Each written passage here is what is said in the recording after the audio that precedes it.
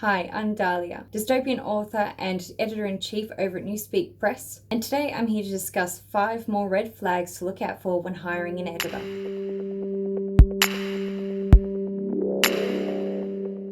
If you did not see the first part of this series, the link is above and below. But just to recap, I discussed why you should be wary of editors who do it all, who cannot state their qualification or training, who don't go by the industry standard rate, who do not use style manuals for copy editing and proofreading, and don't offer contracts. Just in case you don't actually plan on watching the first part of this series, please note that the things that I just spoke about may not be red flags. They are subjective. Are you ready for another 5 red flags? I know I am. Number 1, editors who expect you to pay for a sample edit or do not offer them. Editors are typically viewed as hunched over, evil tyrants who want to destroy your manuscript and tell you how terrible of a writer you are. But most of us aren't like that. Well, that's what I would like to believe. Our job is actually to inform you of what you are doing well and show you areas that you can improve. We're basically like your best friend. We want to hold your hand and bring your best book to market. So one way you can discern whether an editor is an evil tyrant or your friend is to get them to do a sample edit. When an author requests a sample developmental edit from me, I typically take the first 3 chapters plus a synopsis plus the overarching plot. This helps me to decide the natural progression of the plot and the characters, and if the events are going to be situated in a way that keeps the reader interested. But every sample edit is different. If an editor expects you to pay for a sample edit, walk away. It is called sample for a reason, and they're trying to get money out of you. If an editor doesn't offer a sample edit at all, walk away. If there is no way to judge their skill, how will you know that they are the right editor for your project? Number 2, editors who don't have reviews. Another way to discern whether an editor is right for you in your project is to check out the reviews, testimonies, and see what other people have said about them. Normally this can be found on their social media or on their website, but sometimes you might just have to go to a portfolio of books that they've edited and maybe connect with the author of the books that they've edited and just see what the experience was like.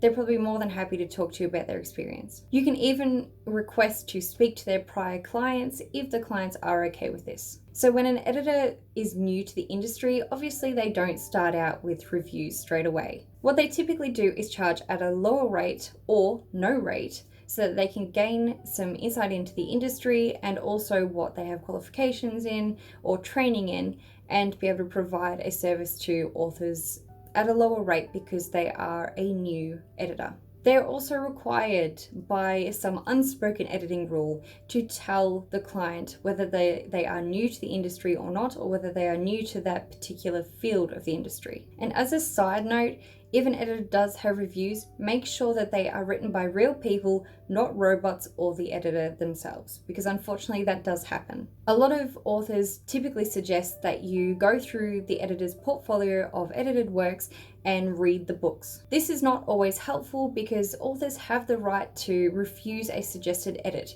which means that while the edit may have been correct, the author has not chosen to keep it in, and you are not seeing an actual skill set of the editor by that portfolio. Number 3, editors whose experience comes from writing a book. Writing a book can be tough. That's a given. The people who have written a book and actually gotten it published, and if it's actually successful, I mean, even if they've just written it, well, go you, that's freaking awesome. But that doesn't mean that they have the qualifications to edit your work. A professional author is not a professional editor, and I cannot stress that enough.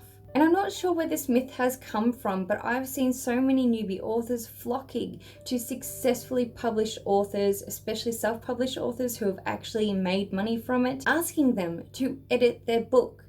These authors have started up companies or businesses in order to edit people's books, and they don't have the qualifications. So I don't know where this has come from, but it has been big in recent years and it's terrifying. I also want to note here that critiquing services are different to editing services.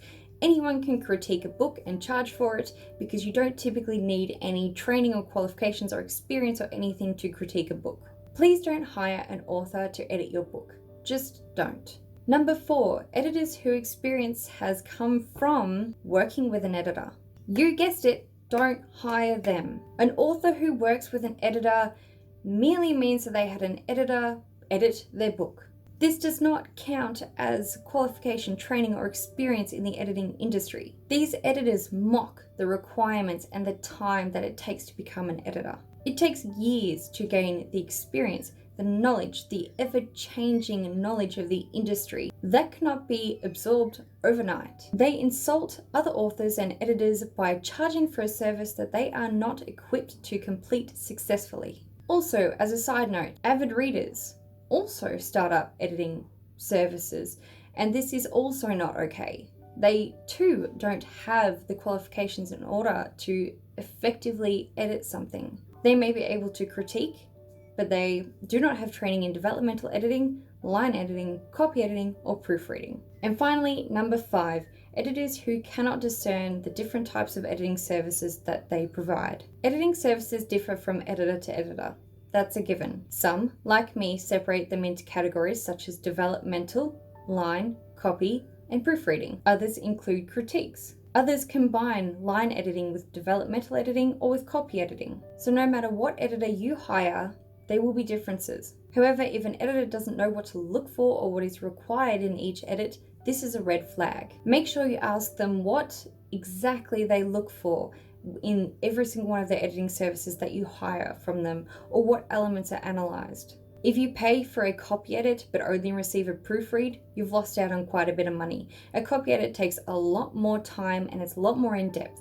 Proofreading is very surface level and therefore it costs a lot less. Make sure you know the services that you're after and that your editor's services run parallel with what you want. This could be discovered through the sample edit and also through the contract, so make sure you read the contract carefully before signing. This concludes part 2 of this 2-part series on when not to hire an editor. If you want to know more about the topics that I talked about today, please let me know.